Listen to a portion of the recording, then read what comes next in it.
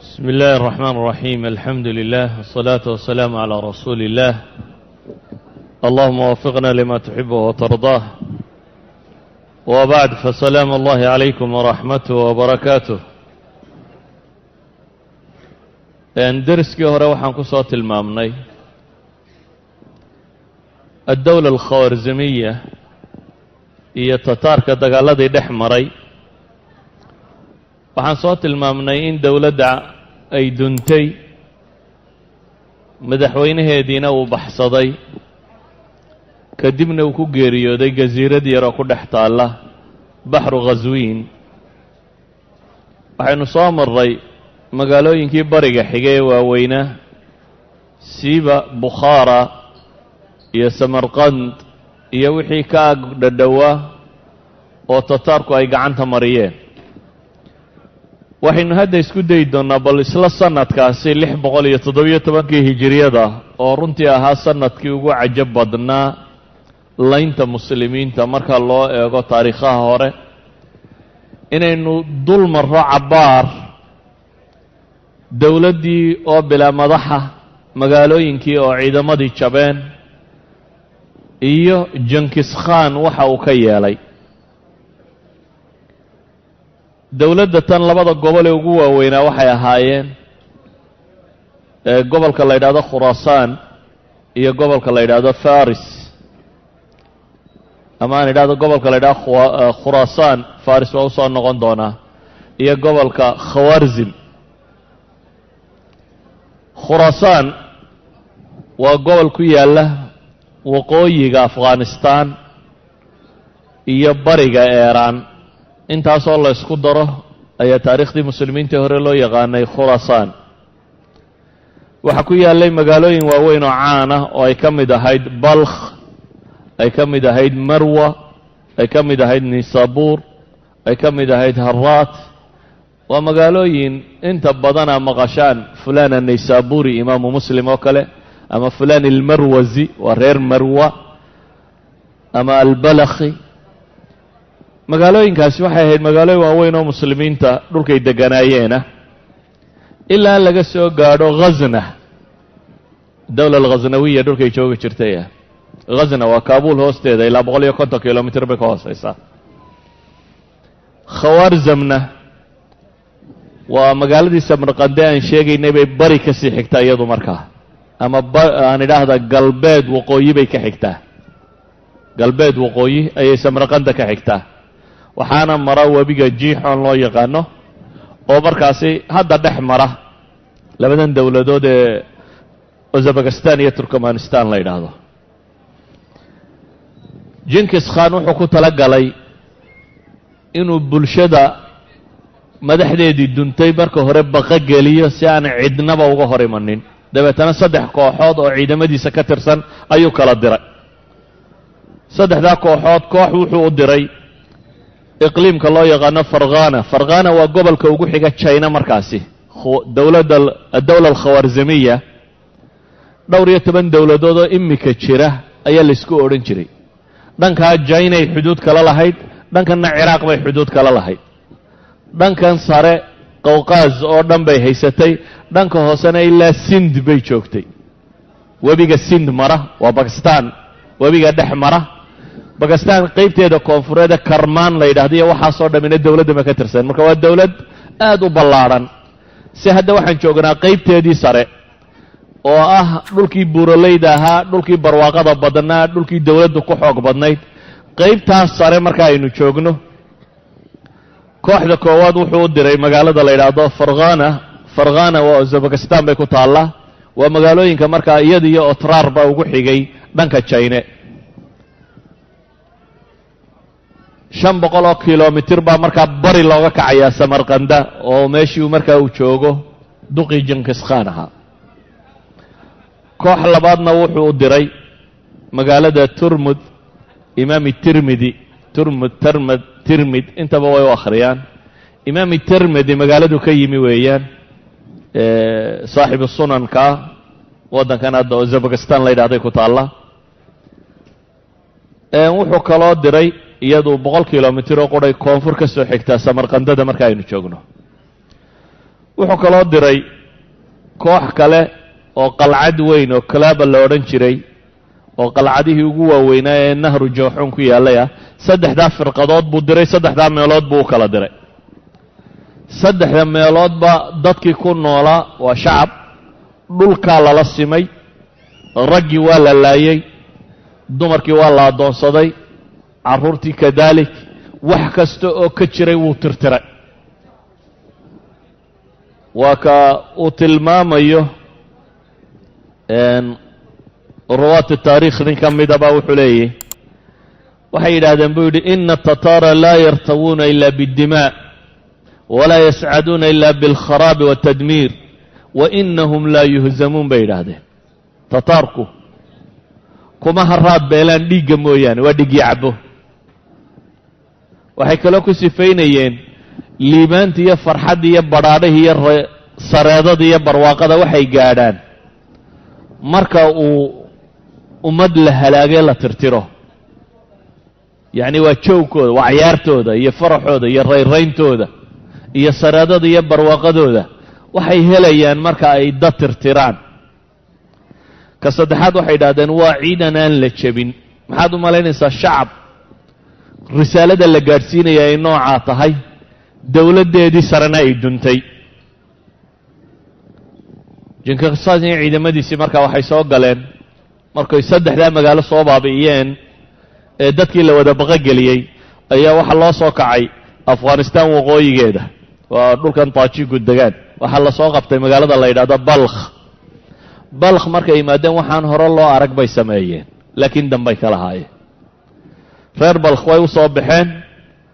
waxay ka dalbadeen ammaan magaalada inay nabadgelyo ku soo galaan dadkana ay nabadgelyo siiyaan lana ogol yahay inay dowladda tataarku meesha soo gasho ammaankii buu siiyey dabeetana wuu dhaafa wuxuu tegey magaalo kale oo waqooyiga afghanistaan ku taalla oo taalaqaan la yidhaahdo taalaqaan iyada markii uu tegey waa dhul qalcado waaweyn leh xusuun tiro badan leh dabeetana way isdifaaceen dhowr bilood buu go'doomin ku hayey dhowr bilood kadib waa la jabsaday wixii rag sheegan jiray wuu gumaaday dumarkii iyo carruurtiina farsamadiisiibuu ku isticmaalay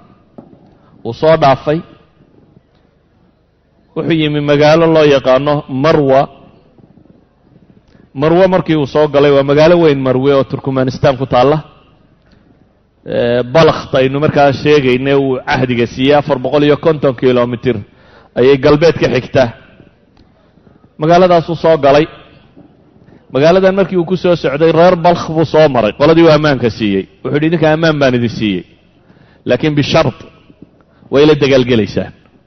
waynu wada duulaynaa mar waynu ku wada duulaynaa marka ammaankiinu saasuu ku sugmaya dadkii waa iska baqeen waa aqbaleen axad alkutaab raghib asirjani baa wuxuu leeyahy reer balakh mar kastoo muslimka la jebinayo ma sidan bay u dhaqmi jireen balakh waa meesha iminkana maxaa la yidhaahdaa laba meelood oo casrigan aynu nool lahay gaalada caawiyey ayaa ahaa taariikhdii tataarkana labadii kooxood ee caawiyey qola waa kurdida waqooyiga ciraaq degta tataarka way soo caawiyeen dagaalkii baqdaad iyo dhulka lagu qabsanayana way ka soo qayb galeen waynu iman doonaa qolana waa waqooyiga afghanistaan qolada joogta labada qole hadda maraykanka soo caawiyey ayaa tataarka markaana caawiyey waxaa la yidhaahdaa reer balakh waxay raaceen tataarkii dagaalkay la galeen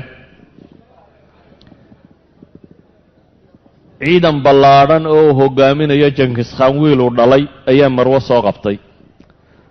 reer marwi iyagu waxay go'aansadeen inaanay isdhiibin dirirna inay galaan dadkoodii bay mobilize gareeyeen 200,000 dad gaadhaya oo ciidan ay ka dhigeen bay dabadda ugu soo saareen ninkan aan dabadda isku haleelaa la yidhi dabadda muddo laysdilay dagaalkii cabbaar buu socday muslimiintii waa sabreen tataarkiina waa u sabreen waa la isgumaaday akhiiran waa la jebiyey qoladii muslimiinta ahayd waayo nafsiyaadka dadka muslimiinta waxaaba ku jira dee tataarka waa jeysh alaxmarkii ay odhan jireen laysma hortaago laysma hortaagin waa jabeen waqca rahiiba baa dhacay muslimiintii 200,000 ahaa intoodii ugu badnayd waa la laayay baaqigiina maxaabiisnimaa loo qabsaday in yar mooyaane kadibna magaaladii marwo la odhan jiray ayaa la go'doomiyey xisaar lagu sameeyey 4 maalmood markay go'doon ahayd ayuu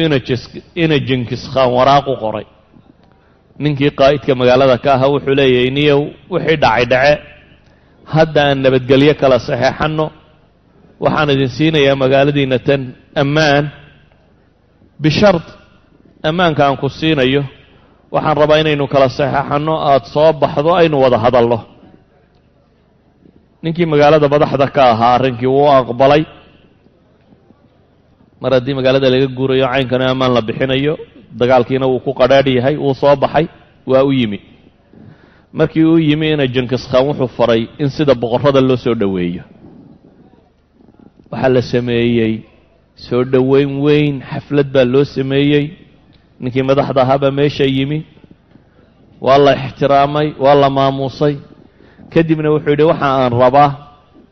heshiiska aynu wada gelayno in dadkaagii waaweynaana kaala qayb galaan isla markaana dee dawlad weyn baanu hadda nahay oo dhulkii ka talinaysee inaannu dadkii magaalada ama duqayda ahaa ama dawladda saraakiisheedii sare ama waxa kan wixii noo shaqayn karee dee shaqo qaban karana inaannu dooranno heshiiskaa wada gallo ayaan doonaynaa marka adiga waa ku soo dhoweynay noqo duqaydii iyo waayeelkii magaalada noo keen dib buu labtay wuxuu u yeedhay dadkii madaxda ahaa dadkii isaga ka agdhadhowaa dadkii waayo wuxuu u ballan qaaday inuu dhul siin doono inuu maamulka ka qayb gelin doono inay dad laysfahmo noqon doonaan ninkii magaalada madaxda ka ahaa marwe dib buu dadkii ugu laabtay wuxuu keenay wixii magac iyo maamuus ku lahaa magaalada markii uu dadkii soo ururiyey oo soo dhoweyntii loo sameeyey oo meesha yimaadeen ina Jinkis Khan wuxuu amar ku bixiyey dhammaantood in la xidho dhammaantood xadhiggaa loo jiiday dabeetana wuxuu yidhi 2 su'aalood oo qudhaar idinka rabaa magaalada wixii maalqabeena liiskooda qora wixii farsamo yaqaanee techniciana xirfadyahanee sanaaciinana liiskooda ay sameeyo waxaa loo qoray magaalada wixii dad waxhaysta deganaa ee maalqabeen ahaa waxaa kaloo loo qoray magaalada wixii joogay farsamo yaqaan intaasi markay dhacday magaalada madaxdeediina la hayo askarteediina hore loo soo laayay wuxuu yidhi magaaladaa laga soo baxo dadkao dhan ha loo yeedho dadkao dhan baa la ysugu yeedhay markii ummadoo dhan la ysugu yeedhay buu kursi dahaba meel loo dhigay waa ina Jinkis Khan halkiibuu fuulay awaamirtaan soo rogayaa buu yidhi hadda amarka koowaad wax allaaliya wixii madaxa shacabka hortiisa ha lagu bireeya buu yidhi wixii madax ahaayoo dhan dhegtaa dhiigga loo daray waa la gowracay intaa kadib buu wuxuu yidhi wax allaaliya wixii farsamo yaqaan ah Qaraqoram ha loo diro Qaraqoram waa caasimadii Mongolia markaasi iyo Tataarka looga talinayay caalamul islaami iyaga technology-ga dunida markan hogaaminaya iyaga farsamada looga dambeeya waxa allaaliyo waa dagaalkii labaad Germany markii la jabiyay wixii lagu sameeyay waxa allaaliyo wixii wax aqoon ahaana wuxuu yidhi hal la diro farsamo garanayay waxa loo diray Qaraqoram baa loo diray waxa soo hadhay wixii maalqabeena wixii maalqabeena buu yidhi iyaga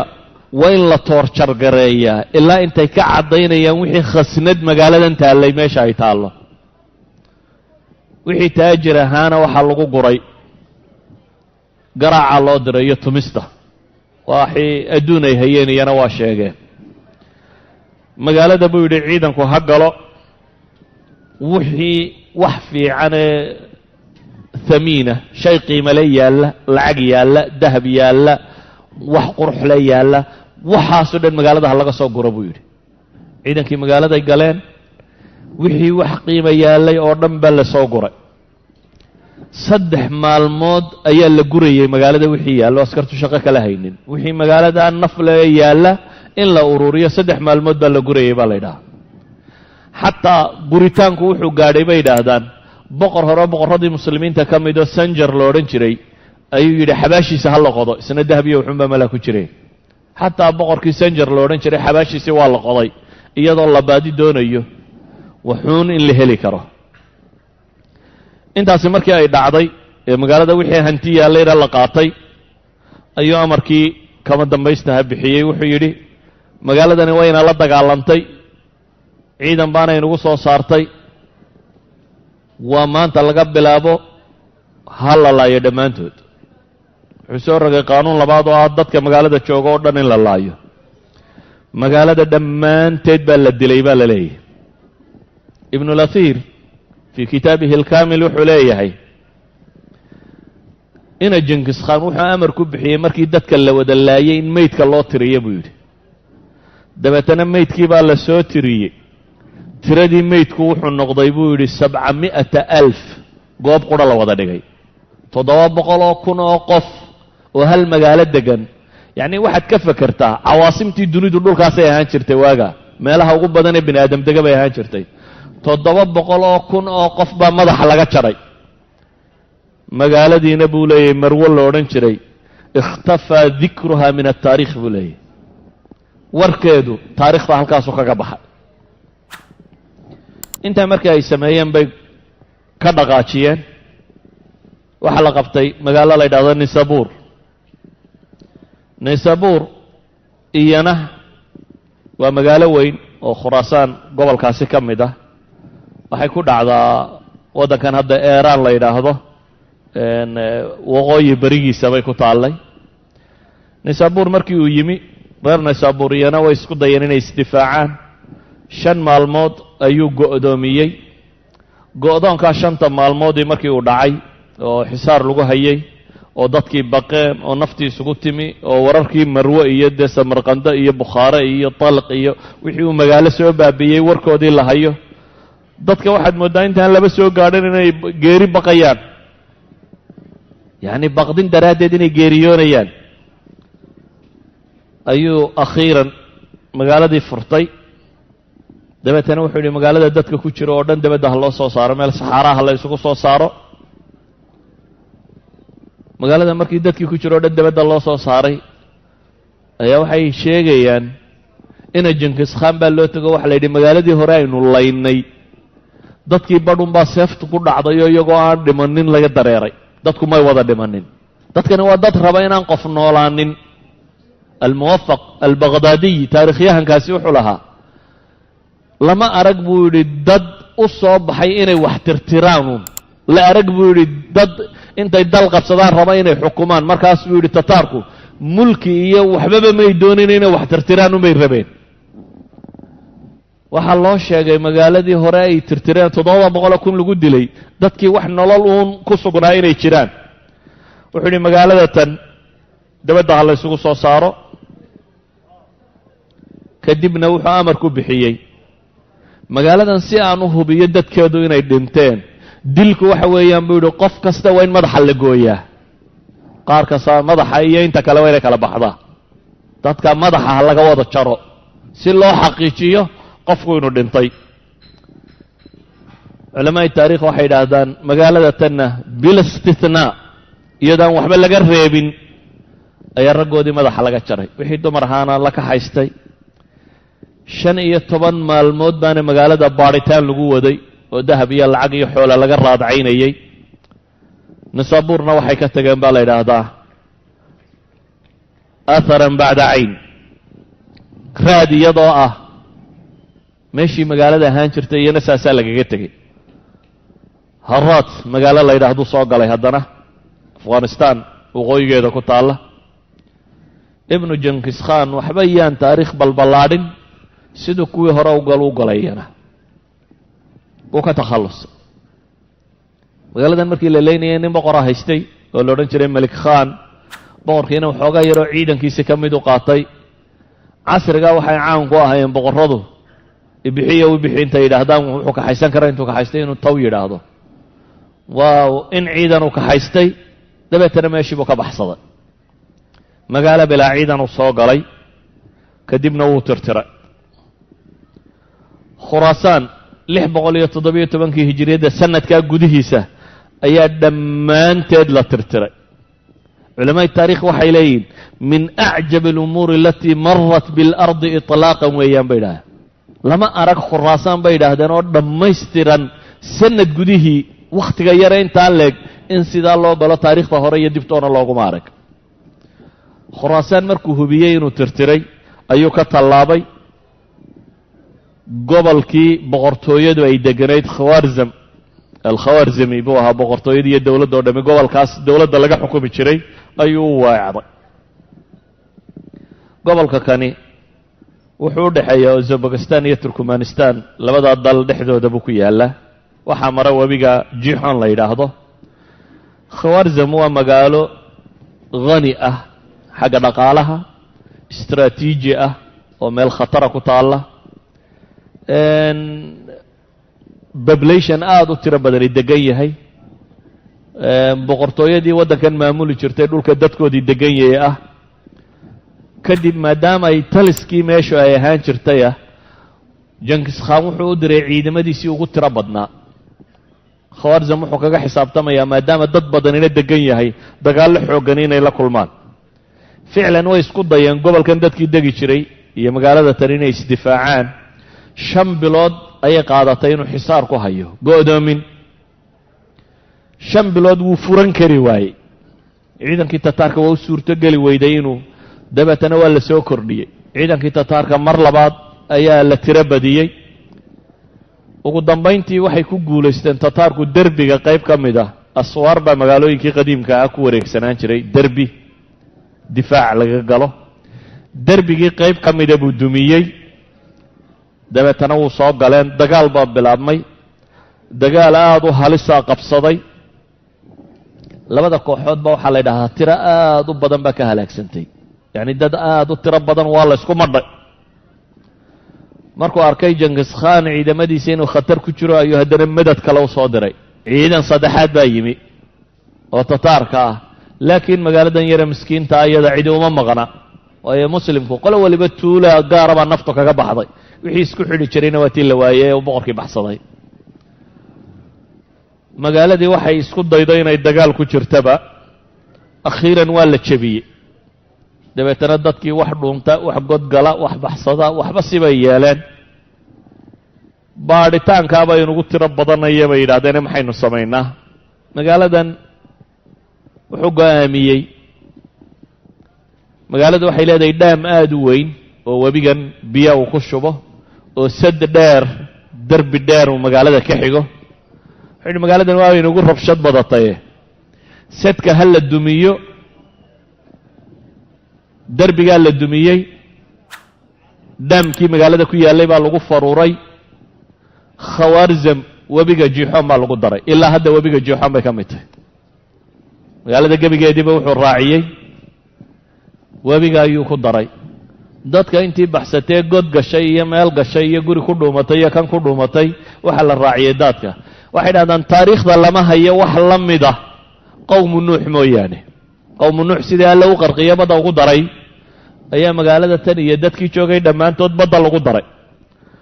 waxa aan ka warramayo o dhammi waa sanad gudihii waa 677 hijriyada khawaarzamna saas buu kaga takhallusay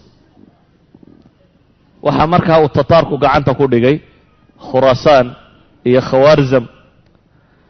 waddankii la odhan jiray abaadawla alkhawaarzimiya waxaan weli gacanta tataarka gelin koonfurtii dowladda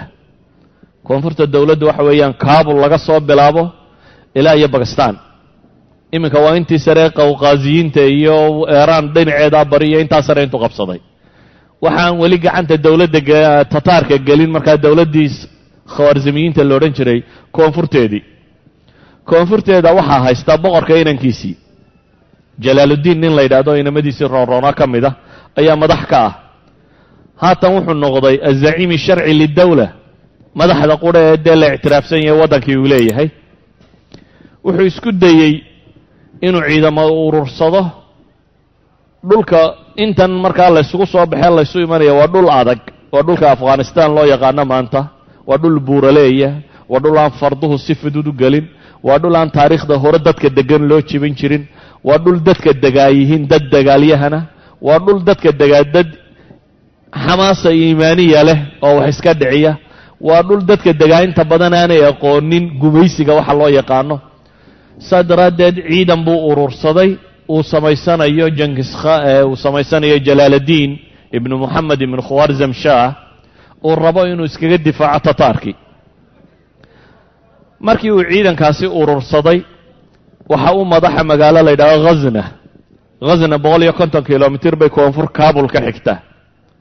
halkaasuu degan yahay oo madax uu ka dhigtay caasimaduu ka dhigtay. jenkis khan markuu maqlay ciidan baa halkaa isku urursaday, ciidan tiro badan ayuu magaalada khasna u soo diray iyana in weerarka lagu qaado. meeshan waxaa kaloo yimi ciidamo atraaka oo uu wato nin la yidhaahdo sayfuddiin bakhraaq oo dagaalyahan ahaan jiray, nin dagaalada aada uga caan ahaan jiray, qaa'idna ahaa,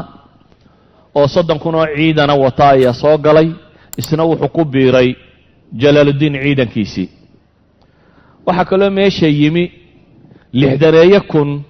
oo magaalooyinkii la tirtiray ciidamadii firdhadka ku soo baxsadaya oo iyana koonfurta soo galay. 60 kunna way timi. idan jalaaluddiin ciidankiisii uu urursaday 30 kun oo wato ninka la yidhahdo sayfuddiin bakhraaq, 60 kun oo baxsigiiya, intaas buu isku ururiyey. dabeetana waxaa la galay difaac adag. waxaa kaloo yimi boqorkiisna haraad ka soo cararay ee melik khan lo odhan jiray oo isna in guuta a wata ayaa isna soo galay. waxa meeshii isku urursaday ciidamo badan oo muslimiintu leeyihiin, wax soo jabay iyo wax soo madad ku yimi iyo wax meesha sii joogayba. ciidamo kumaankum gaadhaya marka kan baa isugu yimi oo weliba firqada turkiga ahi atraakta ahi ay yihiin niman well trained ah, askar rasmiya oo wato nin dagaalyahana oo la yaqaana oo yacni takhtiidka dagaal si fiican wax uga garanaya. ciidankii waxaa la gartay markaa jenkis khan iyo ciidamadiisa in loogu baxo dhul istraatiijiya aan magaalada la isku haleelin. wuxuu u baxay magaalo balq la yidhaahdo, waa mantiqa wacar bay yidhaahdaan, aada u dhagax badan, buuraleeya, farduhu aanay fududayn inay si fiican uga dagaalgeli karaan. ciidanka fardo aada u dheereeyo fudud oo bila kooraha lagu fuulo oo dagaalyahanaabuu wataa jenkis khan iyo ciidamadiisu. markaa dhul aan farduhu ku fiicnayn ayay u degeen. dagaal baa meeshii ka dhacay. ciidankii muslimiinta iyo ciidankii uu jenkis khan watay isaga ka socday ayaa ishaleelay. muslimiintu waxay galeen dagaal mintidnimo ah oo ay u arkayaan inaan waxba u hadhin. idan xamaasada ay muslimiintu xamaasadoodeen markay arkeen inay isku soo urureen mandaqada ay ku dagaalamayeen oo dhul istraatiijiya ahayd, tirada oo marka kan aada u badan, ninkan ciidanka watay sayfuddiin bakhraaq oo kalsooni dadka ku abuuray ciidankiisan militariya wato ciidan khatar ah, iyo ninkii marka kan waddanka qaybtii soo hadhay madaxweynaha ka ahaa oo go'aansaday inuu dagaal galo oo isna safka ku jira. boqorradii hore way yaaceen, laakiin ninkani waa nin madaxoo raba inuu dagaalka galo oo isna safka koowaad ku jira. arrimahaas oo la isku daray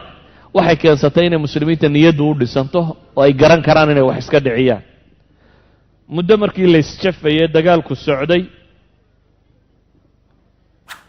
ayaa dagaalku adkaaday. maalintii koowaad waa la isku madhay, waa la isku gabaldhacsaday. maalin labaadii baa la isgalay, waa la isku madhay, waa la isku gabaldhacsaday. maalin saddexaadii baa la isgalay, waa la isku madhay. kadib baa ilaahay u jebiyey nimankii gaaleen. 3 maalmood markii la ishayey kadib ayay gacanta sare yeesheen kooxdii muslimiinta ahayd. waa awal mara markaa taariikhdii tataaree hore ee koowaadee la hayo la jebiyo. dilkii baa ku tiro batay, baaqigoodii baa kala firdhaday, meel kasta waa loo caymadiyey. jenkis khan oo magaaladii talqaan jooga ayaa warku gaadhay la odhanayo ciidankaagii waa lagu hurgufay, idinkama noola. runtii waxaa muuqday barakat alijtimaac. dadka muslimiinta hadday isu tagaan oo iyagu isnabadgeliyaan oo ay dagaal wada galaan inaanay jabaynin. waxaa kor noqday macnawiyaadkii muslimiinta oo jeeshka tataarka lama jebiyadii baa been noqotay. ninkii la odhan jiray jalaaladiin ibnu moxamed ibnu khwarzim shaah boqorkan koonfureed ee odaygii hore dhalay kalsoona u gashay ciidankiisiiyo wuxuu arkay rag wax iska dhicin kara raggu maanta wataa inay yihiin. kadib jankiskhaan buu waraaq u diray u yidhi ma kugu hadhay, dagaal baan diyaar u ahay. haddii war hadhay waa dagaal. jankiskhaan ciidan dambuu soo ururiyey, waa soo dagaal tegey. mar labaad baa goobta kabul hadda la yidhaahda laysku haleelay. caasimadan hadda afghanistan ee kabul la yidhaahdo ayaa dagaal labaad laysku haleelay. dagaal adag buu noqday oo meesha ka dhacay. muddo markii la ishayeyna dagaal ka xoog badan bay yidhaahdaan kii khazna balq agteeda meesha yareeda ka dhacay dagaal ka xoog badan buu noqday kan afghanistan caasimadeedii ka dhacee kabul. mar labaad waa ku cabbeen nimankii tataarka ahaa waana ka xoog badiyeen. waxay noqotay tataarkii in mar dambe la jebiyo. laakiin mushkilad cusub baa soo ifbaxday. waxaa soo baxay tataarkii waxaa laga helay khaniimo hayru caadiya. waayo wixii dhul muslim lahaay o dhan de waa kuwii soo guray. bukhaara, samraqand, naysaabuur, marwa, haraat, balq, wixii magaaloba jirtay talqaan waa kuwii soo gurtay. ciidamadani waxay ku raraayeen xoolo aada u tiro badan leh. markii la jebiyeyna waxaa laga qabsaday xoolo aada u tiro badan leh. ciidankii jalaaladiin uu watay xoolihii baa la isku qabtay. sayfadiin bakraq iyo ciidankiisi waxay yidhaahdeen dee dagaalka waanu ka qayb gallay, si fiicanna waa u dagaalanay, xoolaha badhkaygaana la siiyo. melik khaankii haraad ka soo cararay isna dagaalka ka qayb galay, isna wuxuu yihi xoolaha badhkaygaa la siiyo. muslimiinta dhexdoodii waaba la murmurmay, murankiibaa adkaaday, dagaal baaba dhacay, dhexdoodii baaba layska dilay. sayfadiin bakraq nimay walaaliyiin oo ciidamada raggii hogaaminayay baa kow lagaga siiyey. muslimiintii waxbaa ku kala dhintay.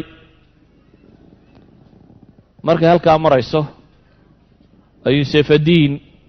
ciidankiisii 30 kun ahee dagaalyahankii u watay ayuu kaxaystay, goobtiina uu iskaga tegey. waxaa soo baxday fikraddii ah in dadku ciidanka hunguriga isku dilo. tuu nebi moxamed la calayhi salaatu wasalaam fawallaahi ma alfaqra akhshaa calaykum. ilaahay baan ku dhaartay buu nebigu leeyey, faqri idinka biqi maayo, waxaanse idinka baqaa waa xoolo, ina xoolo heshaan oo aad dabeetana ku loolantaan siday kuwii hore ugu loolaalameen, oo dabeetana ku halaagsantaan siday kuwii hore ugu halaagsameen buu nebigu yidhi calayhi salaatu wasalaam. xoolihii la ysku qabtay. waxaan isleeyahay yurub maanta way islaami lahayd haddaan muslimiinta xoola isku qaban. dagaalkii ugu dambeeyey muslimka lagu jebiyo ee ghazawaadkii muslimiinta ee Spain ka soo kacay, France gudaheeda Lyon dacalkeeda laga jebiyey, balaat shuhadaa, sababtiisu maxay ahayd? iyagoo ku cabbay gaaladii oo ka xoog badiyey oo garoonka haysta ayuunbaa qayla yeedhay odhanaysa khariimooyin ay siteen oo ay gaalo hore ka soo furteen oo xagga dambe taallay. gaaladii xagga dambe ka wareegto khariimadii baa la gurtay. ciidankiiba intuu ka baxay safkii koowaad ee dagaalka ku jiray buu dib u noqday, ilaa iyaga akhirkii la tirtiray. haniimay ku jabeen. balaad shuhadaa, faransiiska gudihiisa muslimiinta jabkoodii koowaad ee dib loo celiyaaba haniimu ku jabay. cabdiraxmaan ninkii la odhan jiray ciidanku hogaaminayay, kan haniimay ku jabeen. haniimadii baa la ysku qabtay. waxaa dhacay sayfadiin ciidankiisii inuu iskala baxay. jalaaladiin wuxuu isku dayey inuu qanciyo, in badan buu ka daba tegey, in badan buu isticdaafsaday, in badan buu bariyey. laakiin ninkan walaalkii la dilay waaba u qurqursami weyday waxaniba. anna madad baan idinku imiyo inaan wax idinka dhiciyo, idina walaalkii baa disheen unbuu isa soo taago, wax kaleba waa mari waayeen. wuu iska tegey isagiiyo ciidankiisii. markuu ka baxay ciidankii niyad jab baa ku soo kordhay. iyagii oo isqabqabsaday, dagaal dhexdoodii ka dhacay, muslimiintii oo badh noqotay. may dhicin labadii guulood ee waaweynaa ee muslimiintu gaadheen inay midhahooda goostaan ama istithmaar inay ku sameeyaan. Jenkins Khan marka kan ciidankiisii ayuu soo urursaday, isagii baa soo duulay. awal wuxuu soo dirayay abnaa'uhu baa ciidamadan hogaaminayay. hadda ra'su dawla almagoliya ciidan wataa soo socda. muslimkiina waxay marayaan maxay inay iyagiis hayaan. macrakadii ugu adkaydna way ku soo socotaa. safkii muslimiinta khalkhal baa galay. jalaaluddiin wuxuu go'aansaday inaanu sida tan dagaal ku gelin. ciidankiisii buu kaxaystay, wuu guuraysnaa. Jenkins Khanna waa ka soo daba guuray, waa la isdabagalay. arrintii aabbihii ku dhacday oo kala dhacday marka. jalaaluddiin waa sii guuraa, Jenkins Khanna waa ka daba guuraa. laba ciidan oo isdaba socda. kaabul baa la iskala yimi, ghazna la isla soo dhaafay. jalaaluddiin Jenkins Khanna magaalooyinka kuma weecdo, ciidanka guuray unbuu ka daba guuraa. ninkana ciidankiisii waa soo waday. sidii la isula soo socday Afghanistan waa la iskala dhammaaday. Pakistan baa la isla soo galay. Pakistan baa la iskala soo dhammaaday. Sind baa la isla tegey. nahru Sind, webiga Pakistan mara ee Sind mara, ayuu yimi Jalaaluddiin iyo ciidankiisii wata. doonyaba wuu waayey. dani kute rag inay ishaleeshaan. mar haddii doonya la waayo meel u gudbaanay jirin. Jenkins Khanna wakhti iskama lumin. tuulana ma furan, cidna ma boobin, cid kalena ma laynin. ciidankan buu ku daba jiraa. Jenkins Khanna waa Jalaaluddiin meel buu la hadlay, ciidamuu dirtay, doonyaa loo doonay. doonyaha intii loogu maqnaa ayuu Jenkins Khanna soo gaadhay. waxay noqotay in la isgalo. haatan dani waa dagaal ku tahe, waa la isu jilib dhiga. maalintii koowaad baa la isgalay, waa la isku madhay. maalin labaadii baa la isgalay, waa la isgumaaday. maalin saddexaadii baa la isgalay, waa la isxasuuqay. lama kala tegin. dagaalkii wuu adkaaday. halkaa markay marayso oo muslimiintiina dad badani ka dhintay, gaaladiina dad badani ka dhintay, muslimiinta raggii wax hogaaminayay, malik khaankii shalay ay isku hayeen xoolaha doonayay xoolaha, halkan buu ku dhintay. ma calfan. xoolihii lagu kala tegey waxba lagama cunin. malik khaan halkaas buu ku baxay. maalin afraadii dagaalku wuxuu noqday labadii ciidanba in dhimashadu ku badatay oo la kala yaro gurto oo ballaysu nasto nin waliba wixiisii uu dib isku dayo inuu isu habeeyo. hudnada wakhtigii lagu jiro oo labadii ciidan kala yaro daaleen oo guul degdega ninna gaadhi kari waayey, oo nin walba dhegta dhiigga loo daray, oo nin waliba jaraaxaadkiisii iyo wixiisii uu hagaajisanayo. intii taa lagu jiray ayaa doonyihii yimaadeen. Jalaaluddiin ciidankiisii markaa wuu rartay, webigu ka tallaabay, doonyihiina xagga shisho u kaxeeyey. Jenkins Khan marka kan ciidankiisii wuxuu ku soo tallaabiyo ma hayo. laakiin ma aladii xadath, maxaa dhacay marka kan? awal dawla alkhawaarzimiya koonfurteeda ninkan iyo ciidamadiisaa joogo, muslimiintii xagga hoose joogtay way badbaadiyeen. muslimiintii xagga sare jirtay iyaga waa inagii ka soo warrannay warkoodii. haatan muslimiintii xagga hoose jirtay ciidamadoodii webiga Sind bay ka tallaabeen. waxaa isku soo hadhay Jenkins Khan iyo ciidankiisii iyo maatadii muslimiinta iyo magaalooyinkii muslimiinta iyo wixii aan ciidan ku dambaynin. Jenkins Khan marka dib buu soo noqday. markuu dib u soo noqdayna wuxuu bilaabay magaaladii koowaad ee lagu jabiyey inuu qabto ghaznuu yimi. ghazna wuxuu la simay dhulka. wixii dad joogay waa gumaaday. wixii daar ku taallay waa dumiyey. wax walba waa baabi'iyey. ibnu Lathir raxmatullaahi calayhi markuu tacliiqinaya wuxuu leeyahay, wuxuu ka tegey buu yidhi khaawiyatun calaa curuushiha kaan lam tagna bilams. weedhaasuu isticmaalaya. magaaladaa wuxuu ka baxay Jenkins Khan iyadoo dunsan, cidna ku noolayn, meel la degayba aanu ekayn. hore ayuu uga socday. meel dhexaba markuu marayo jalaaluddiin ciyaalkiisa iyo reerkiisa iyo guurayuu hela waa qabtay iyana waa bireeyey boqorkan sind ka tallaabay nahru sind aabbihiiba dee waa tii la qabtay hooyadii iyo ciyaalkiisii beriguu baxsaday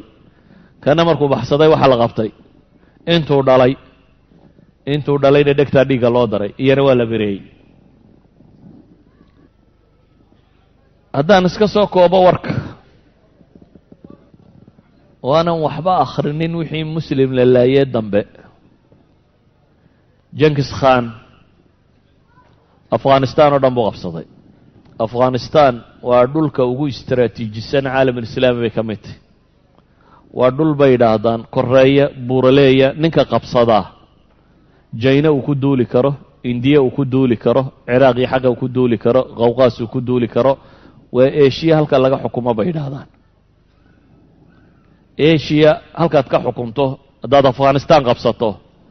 rushiya waa duuli jina waa duuli indiya waa duuli ciraaq iyo iiraan waa duuli dhan kasta waad u duuli kartaa bay dhahaan wuxuu isku hubsaday inuu qabsado meesha afghanistan la yidhaahdo waddanka kani wuxuu ku caan ahaa dad deggan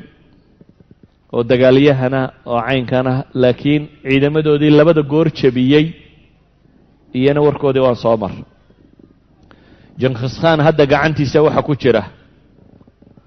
waddankii la odhan jiray mongolia china kuriya manimar waxaa barigaas oo dhan soo tiri nebal wixii xaggaa lagu sheegi jiro o dhan soo tiri uu soo wada qabsaday kadibna turkmanistan afghanistan iiraan inteeda bari inta ugu badan leh azerbaijan armeniya georgiya intaa hal san uu ku qabta taarikhyahanadu nin meel duulo waa la arko qabsada laakiin waddan intaa leeg taariikhda wax hal sano ku qabta ma soo marin horena looma hayo dibna looma hayo intuu dilay taariikhda ma soo marin lama hayo magaalooyinka intuu ku dilay qof wax intuu magaalo qabto intaa ku dila dadku laayay hal sano bini aadam intaasoo dada dila lama hayo walaa second world war dagaal labaad ee duniyeed iyo ku ka horreeya hal sannadood intuu qof ku dilay 617 hijriyada lama hayo sidaa ogeed buu ibnu alathir wuxuu odhanayaa waqad jaraa lihaa'ulaa'i tatar maa lam yusmac bimilihi min qadiimi الzamani waxadiiثih fahadihi طaa'ifaة takhruj min xuduud الsiin wla tanqadي calayhim sanة xatى yasila bacduhm ilى bilaadi armeniya wayujaawiruuna alciraaq min naxyati hamadan watallahi la ashuk أن من يجيء بعدنا إذا بعد العهد ويرى هذه الحادثة مسطورة فإنه سينكرها ويستبعدها ابن الأثير wuxuu leeyahay qoladatan waxa uu dhacay buu yidhi waxaan bini aadam hore loogu arag taariikhda horena lagu maqalta dambana lagu arag buu leeyahy lama arag buu yidhi koox yaroo intay jayna ka soo baxdo hal sano gudaheed ilaa armeniya ku qabsata baxrilaswad iyo agaarkeeda armeniya ka gaadha ilaa iyo ciraaq inta ka dhexla qabsada lama arag buu yidhi kama shakisni buu yidhi waxaanaan qorayo qofka akhriya aan wakhtiga joogina dabadeed yimaada inuu odhan doono buu yidhi war waxani waa khuraafaad kamaan shakisni buu leeyahy anigu se waan taaganoo waan qoraya kuwa dambe se inaanay rumaysan doonin anigu kama shakisni buu tilmaamaya aan soo koobno waxaa soo galay sanadkii 618 hijriyada tataarkii dib buu soo noqday meesha azerbaijan la yidhaahdu qabsaday magaalo muslimiintu ay lahaayeenoo muraaqa la yidhaahdu soo galay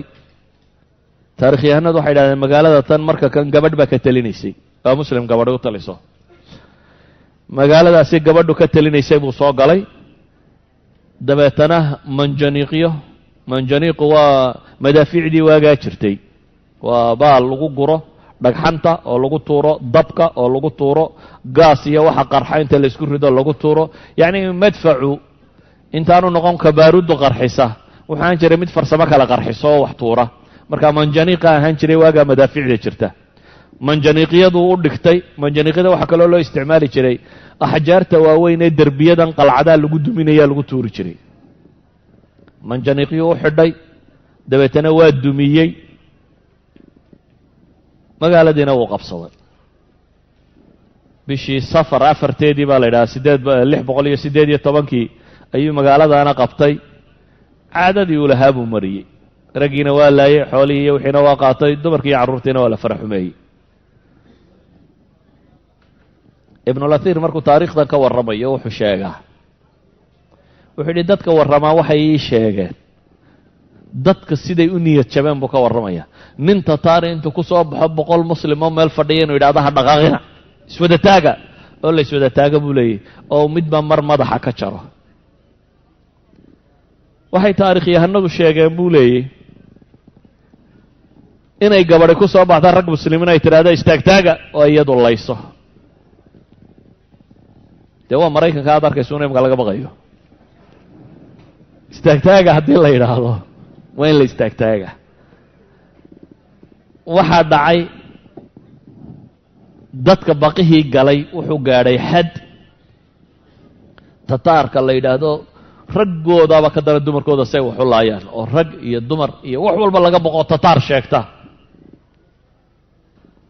tataarku marka kan iiraan iyo dhulkaa ka soo takhallusiya afghanistan iyo armenia iyo azerbaijan iyo bakistan iyo dhulkaa soo dhaaf turkmanistaanada iyaga hadalkooda daa wuxuu marka kan joogaa jaziirada inuu weeraro jaziirada waxa u yaqaanin inta badan labadan webi ee ciraaq mare dhexdooda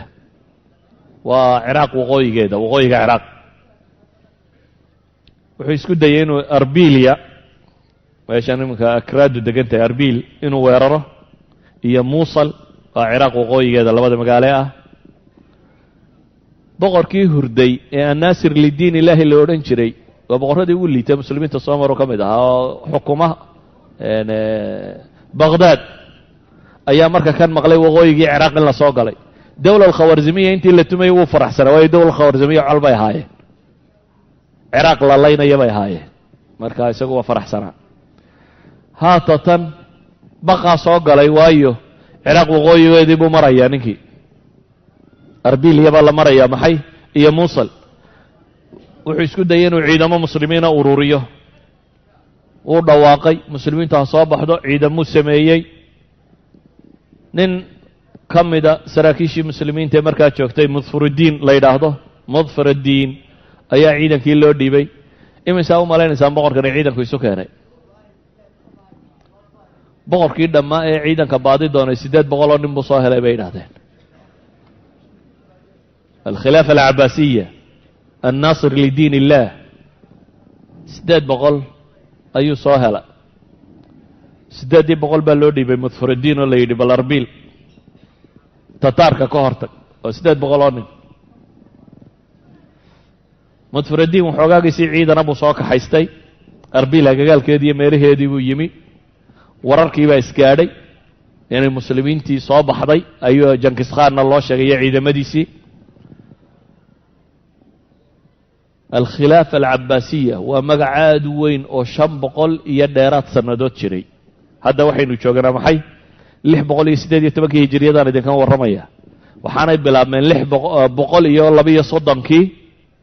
hijriyaday soo bilaabmeen yacni 130 hijriyada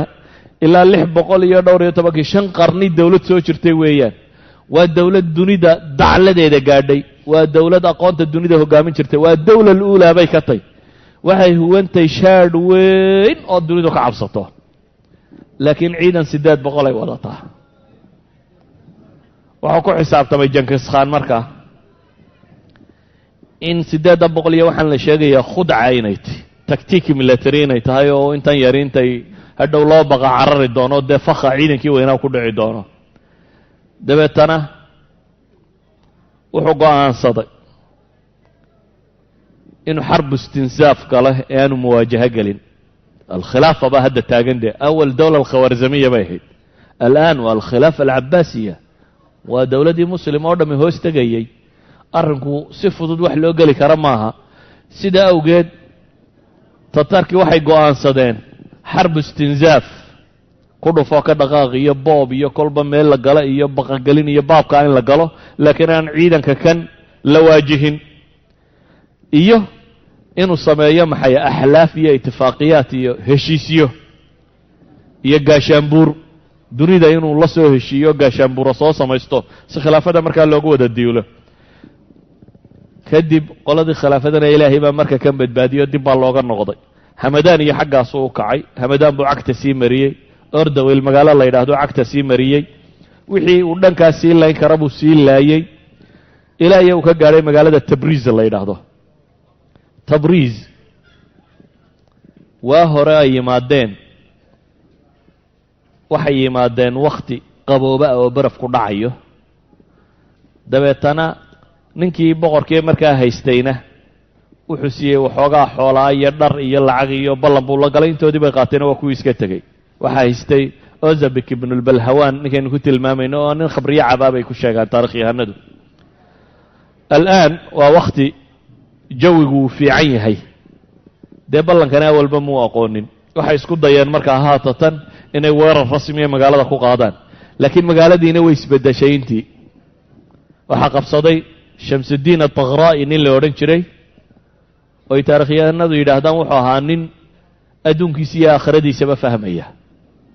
ninka kani markuu meesha qabsaday magaaladiisii uu diyaargaroobay ciidamuu samaystay waa diyaargaroobay inkastoo tataarku ciidan aad u badan iyo dowladdaa laga wada baqaya yihiin laakiin wuxuu ku tala galay dee kollayba waad dhimanaysaaye adoo sii jeedaha dhiman meesha nimankani dee cidba dayn maayaan marka haddaad raacdana wuu ku dili haddaad dagaalantana wuu ku dili had walba waad dhimane inuu isku dayo inuu isdifaaco ayuu ku tala galay jihaad buu iclaansaday dadkii baa la xamaaso geliyey culammadii baa dhawaaqday magaalada qalcadaheedii iyo aswaartii derbiyadii ku wanaagsanaa iyo wixii baa la hagaajiyey dhufaysyadii iyo godadkaa la qotay waa loo diyaar garoobay tataarkii way se soo taageen waxay maqleen meeshan in jihaad ka iclaansan yahay kadib waxay dhahaan raalli ahaada iska sii noolaada waa ka tallaabeen may u jeesanin waxay u kaceen magaalo kale oo ka mid ah magaalooyinkaasi meeshan ku yaallay belqaan la yidhaahdo waa eeraan magaalo ku taalla iyana ramadaan 618 bay soo galeen iyadana cagtay mariyeen ibnulahir wuxuu leeyahy kanuu yashuquuna buطuuna alxubaala wayaqtuluuna alajinna wa kanuu yartakibuuna alfaaxisha maca الnisa ثuma yaqtuluunahum wuxuu tilmaamayaa magaaladan markay qabteen ilmaha uurka ku jira xataa way dileen buu leeyahy tabriiz oo jihaatamaysa markay arkeena soo dhaafeen tan yar baa la yskaga cadha burburay ilmaha uurka ku jira xataa waa dileen buu yidhi kuwa uur kale uurkay ka soo rideen ajinnada waa laayeen dumarka raggooda hortooda ay ku fara xumeeyeen kadibna waa laayeen xoolihii waa boobeen farsamadii ay yaqaaneen waa soo socdeen ganje magaalo la yidhaahda yimaadeen reer ganje laakiin iyagu sidii reer tabriis bay isdiyaariyeen jihaadkay ku tala galeen tataarkii waxay maqleen halkana jihaad baa ka iclaansan sii nabad ahaaday yidhahdeen xagga kale ka dhaafeen waa ka tallaabeen wuxuu tegey markaa xagga sare ayay u kaceen waddannadan ruushiya dhulkan muslimiinta iminka weli gumaysto dakhistaan bay galeen cagtay mariyeen shiishaan bay galeen cagtay mariyeen ruushiyay bilaabeen inay dagaalka ku sii qaadaan webigan foolga la yidhaahdo iyo agagaarkiisa oo atraactu marka ay degi jirtay galeen foolgayana cagta mariyeen dadkii deganaa sanadkaa ku xigay 619kii waxay gacanta ku dhigeen sanadkaasi markuu soo galay oo tataarku marka kan ay gacantooda ku jira dowla alkhawaarzimiya dhammaantood kazakhstan kirgistan tajikistan uzbekistan turkmanistan bakistan oo laga reebo gobolka yare karmaan la yidhaahdo afghanistan iiraan oo laga reebo xuduudda yar ee galbeed oo ay taifa alismaaciiliya degantay azerbaijan armeniya georgiya iyo ruushiya galbeedkeeda intaasay marayaan intaasay hadda gacanta ku hayaan 620 markay taariikhdu maraysay si ay u fahamtaan muslimiintani maxay u daateen raghib asarjani fi kitaabi 4 xaadiثuu sheegaya uu leeyahay 4tan haddaa ila fahamtaan dadkani waxay u burburayeen waa garanaysaan buu yidhi xaadithada koowaad wuxuu leeyahay tataarku raashiyay galeen dagaaladii raashiya ay ku wadeen markay meel dhexe marayaan daa'ifo bulgaariyiin la yidhaahdo maaha bulgaarkan waa bulgaariyiin raashena markay halkaa marayeen ayay qabaa'ilka bulgaariyiintu soo jebiyeen tataarkii markay soo jebiyeen jab aad u fool xunnaa ku dhacay waa baxru khaswiin galbeedkeeda baa la yidhaahdaa dabeetana jabkaasi wuxuu la soo dhaafay in shiishaan iyo daakhistaan iyo adarabijaan iyo waxaasoo dhammi gacantooda ay ka soo baxaan nimankii tataarka la odhan jiray raashiya qayb ka midabaa jab xooggan u geysatay wuxuu keenay markaa dhulkii ay qabsadeen iyo wixii oo dhamm inay burburaan oo xooggii tataarku uu gilgilmo laakiin muslimiintu marka kan maxay sameeyeen markii qolo kale u soo jebisay iyagu maxay yeeleen kow waxay dhahdaan armeniya muslimiintii boqorradii joogi jiray boqor ka mid ah ayaa ciidan diyaariyey duulimaad isagu wuxuu ku qaaday bay yidhaahdeen kurjigu waa georgia doctor raakib wuxuu leeyahy waxaan ku macnayn karaa waxa kani alxawal asiyaasi buu yidhi xawalku waxa weeyaan dadkan indhuhu xanuunku ku dhacee markaa indhuhu ay iska soo hor jeestaan yacni xagga siyaasadda buu leeyahy waxbaba arki maayaan waayo muslim qaybtiisii galbeed oo dhan bari oo dhan tataar baa haysta dowladdii tataarkana qayb ka midaa la soo jebiyey way jilicsan tahay halkuu tataarka kaga duuli lahaa ayuu qolo kristan oo kaleoo meel iska joogto waddan kale oo weliba iyaguna tataarka dhibtiisa dhadhamiyo uu tataarku ay hore georgia horey u galeen oo mushkiladu qabsatay halkuu ama kuwan xilfi wadaag uu iska ilaalinayo la geli lahaa ama at least heshiisuu iskala geli lahaa iyaga dhaafi lahaa uu focuska saari lahaa dowladda weyn ay ishayaan ayuu intuu tataarka ka jeestu meel kale isku taagay dagaallo badan oo caalamulislaam ka socdaa noocaasay u egyihin waxa muhimkaaba arki maayo wax yaroo kalunbaaba u muuqda meel yaroo kalunbay dadkani ku wareersan yihiin oo dagaalkoodi iyo qorigoodi iyo waxoodo dhan usoo jira waa xawal siyaasiya waa dadka oo aan bislaanin aragtidooda siyaasiga aanay bislayn aan kala garanaynin maxaa see loo kala horraysiiyaa qofka khabiirka ahi ahdaaftiisu waa inay taabuur ku jirtaa waa inay kala dambeeyaan hadafkaaga ugu dambeeya ka ugu horreeya haddaad kala garan weydo waa mushkilad ninka kani wuxuu hoos imanayay boqorkii la odhan jiray alashraf ibnu muusa alcaadil ee jasiirada ka telinaya waqooyiga ciraaq ka telinayay buu hoos imanayey dabeetana duulimaad xaggaasuu usii qaaday idan waa xikmad darro caskariya waa ru'yo siyaasi oo qaldan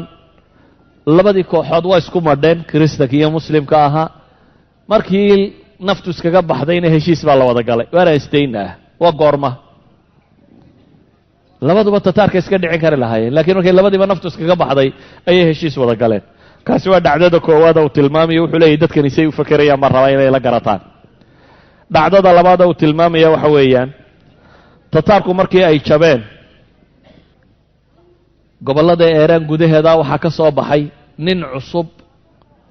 oo odaygii hore boqorka meesha ka ahaan jiray carruurtiisii ka mid ah jalaaluddiinkii maaha waa nin khiyaasudiin la yidhaahdo oo jalaaluddiinka indiya u tallaabay ay walaalayiin kaasaa wuxuu qabsaday madiinatu ray iyo isbahaan iyo meelahaasi wuxuu qabsaday koonfurta iyo galbeedka eeraan marka laga reebo khuraasaantii sare waa dowlad cusub oo samaysantay oo laakiin inanuu dhalay odaygii moxamed alkhawarzimi uu hogaaminayo laakiin waa dowlad at least tataarka iyo khilaaf alcabaasiya dhexdooda ku jirta siduu u fakerayay annaasir lidiin ilaahigii baqdaad haystay khaliifkii cabaasigu khawarzimiinta col bay ahaayeen wuxuu jiri wallahi waa kuwa mar labaad soo noqday khawarzimiintii halkuu ka fekeri lahaa tataarku 800 inuu helay qaar kaaga gudban baa alla keenay halkuu ka odhan lahaa ayuu wuxuu ka fekerayaa kooxdani hadday xoogaysato oo dowladda yara cusubee samaysatay hadday soo xoogaysato inay khilaafadiisi khatar ku tahay aragti istaraatiijiya marnaba kuma fekerin wuxuu bilaabay markaa dowladda yara cusub ee muslimka ee samaysanaysa siduu u khalkhalgelin lahaa dabeetana qoraal wuxuu la sameeyey khiyaasudiinka nin u abtiya oo la yidhaha iqan taisi waa abtigii ruma wuxuu abti u yahay kan dowladda samaystay oo nin siyaasi oo hunguri siyaasadeed yarahayaabuu xidhiidh la sameeyey uu leeyahy meesha khalkhali ninka aan wada inqilaabno adaan rabaa inaad dowladda qabsato taageerana waa ku siinayaa meeshaasaad u khalkhalinayso khalkhali kani oo markii horeba hunguri siyaasi hayay laakiin dee yaro cabsanayay oo ninkan daba socday ayaa imka ilan khilaafadii baa usul dhabaalaysay ee wuxuu isku dayey marka inuu isna ciidamo urursado wax samaysto waa kano markii dambena ciidan baabuu samaystay cisyaan buu sameeyey isagii baaba muslimiintii ku bilaabay weerar oo dhulgooyo iyo qaaticu ariiqnimo iyo waxbuu bilaabay iyo muslimka boobka ila dowladdu raba inuu khalkhalgeliye waa nimankii tataarku ku habsaday ee imka raashi waxoogaa alla ka keenay ay tataarka jabiyeen halka iyagu is urursan lahaayeen tataarka la isku wada dari lahaa ilaa iyo mongolia lagaga celin lahaa ayaa waxaa markanba bilaabmay in iyagu is riixriixaan oo maxay dowladnimada kiina wuu ogaaday khiyaasudiinkiina ciidan buu samaystay waa la isu baxay labadii kooxood baa isku jabay kii khilaafadu taageeraysay baa la jabiyey iqaan taa'isigii laakiin waa goorma waa goor cadad tiro badan oo muslimiini dhintay kaa ciidankiisa baaqigii ka hadhayna adarabijaan bay u baxsadeen yacnii waxaan uga jeedaa tusaalahan uu soo qaadanayo inuu caddeeyo muslimiintu inay iyagu isu muuqdaane ciddan haysata iyo gaalkan kusoo duuliya waxanba inaanay arkaynin boqor yaroo waliba inuu isleeyahy kan kugu xiga nafta ka hor qaada ama isagu ha kaa hor dhinto ama magaalo ka qabsa ama riix xaalada saddexaad uu tilmaamaya waxa weeyaan waa xaaditha ibnulahirba uu odhanayo xaadithatun ghariiba lam yuujad miluhaa buu yidhi ibnulahir baa wuxuu leeyahy waa dhacdo ghariiba oo aan iyadoo kale la arag dhacdadani maxay sheegaysaa waxay sheegaysaa qoladii kurjiyiinta ahayd alkurj georgia boqortooyadoodii baa gabadhi qabsatay kristani gabadhii boqortooyada qabsatay ayaa dabacday inay guursato dabeetana georgia iyo agaarkeedii waxay ka weyday cid abnaa'i ilmuluuka ama cid ay aragtay inay u cuntamaan oo ay guursato dabeetana way diidday waxaa maqlay boqorkii aan ka soo warramayey dowla salaajiqa anadooliyiinta anadol waa turkigii qadiimka ahaa marka laga reebo istanbul iyo xaggan byzantiyiintu haysatay anadol dowla salaajiqa baa ka taagnayd salaajiqada waa dowlo islaamiya waxaa markaa madax ka ah muqiisadiin tagral shaah oo qalj arsalaankii hore ee macruufka ahaa ayaa dhalay boqorkaasi baa maqlay armeniya boqoraddeedii inay guurdoontay dabeetana uu farriin buu u diray uu leeyay waxaan rabaa inankayga inaad guursato boqoraddani christianitigeeda mutacasib bay ku ahayd waxay tidhi baahi uma qabno inaan muslima inaan guursanno baahi uma qabno wuxuu yidhi haddiiba aad aqbalaysa inaad guursato wuu kuu kiristaamoobaya haddaba boqor muslima inanku ha kiristaamoobo buu leeyahy laakiin george iyo boqoraddeeda ha guursato boqorad ha noqdo waa ogollay bay tidhi haddaad taa aqbalaysaan waxaa la soo diray ina boqor oo raba inuu diinta kiristankaa qaato si uu boqoradda u guursado george yuu yimi diinta kiristankuu galay boqoraddii baa loo guuriyey halkaasuu ku guursaday qiyaas caalam alislaami raggii ka telinaya markaa siday u fakerayaan boqorad yar oo haysata georgiya iyo mamlakadaa yar haysata in ay guurdoon tahay buu inankiisa kiristan uga dhigayaa boqoraddani waddan bay haysataa inan yaroo muslimoo kiristaamoobay dee tiisiiba ka baxaynaan waxba ku tirinayn waa iska garanaysaa isagoo joogay umay dheg taagin waa iska tumataa naa waxaan jooji buu yidho sheekabaraleyda la bax bay ku tidhi mid addoonkiisa iyo addoomihii meesha ka shaqaynayay mid ka mid a ayaaba ugu yimi oo sariirtiisii saaran dabeetana uu iska yara xanxanaajiyo wuxuu yidhi waxaan hadaad dayn weydo ma waxay ku tidhi ama sidaa ku joog ama waad arki doontaa waxaa kugu dhaca waaba iska yara cadhaysiiyey waxay tidhi ha la qabto ha la masaafuriyo meel gaarah lagu xidho waa la kaxeeyey meel gaaraa lagu xidhay nin kalena way iska guursatay isna halkaasu ku xidhnaa waa boqorkii inankiisii reer anadoole loo diray inuu gabadha kiristankaa guursado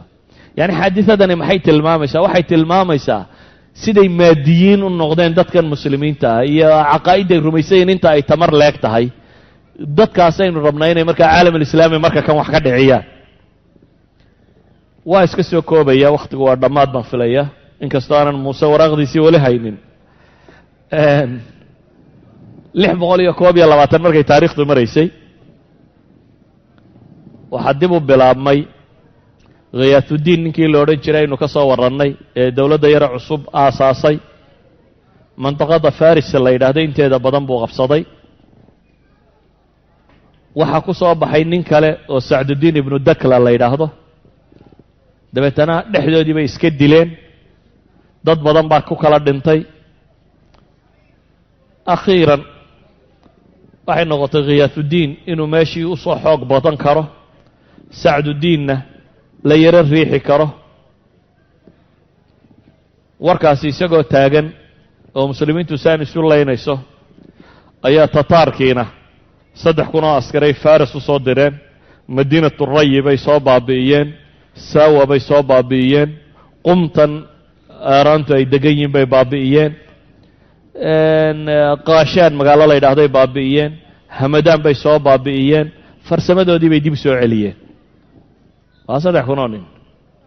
Genghis Khan bay u tageen iyagoo nabad qaba waayo labadii ciidan ay yaray meesha joogay iyaga isdilaya khiyaatuddiin iyo sacduddiin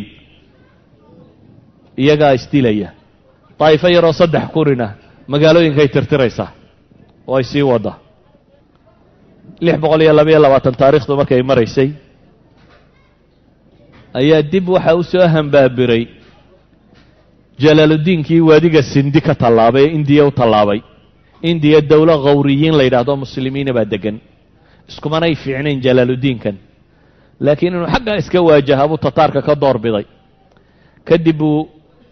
dib uga soo tallaabay webiga sind aan halkaa ku joojino maradu axmed soo fadhiistay asalaamu calaykum waraxmat ullahi wabarakaatu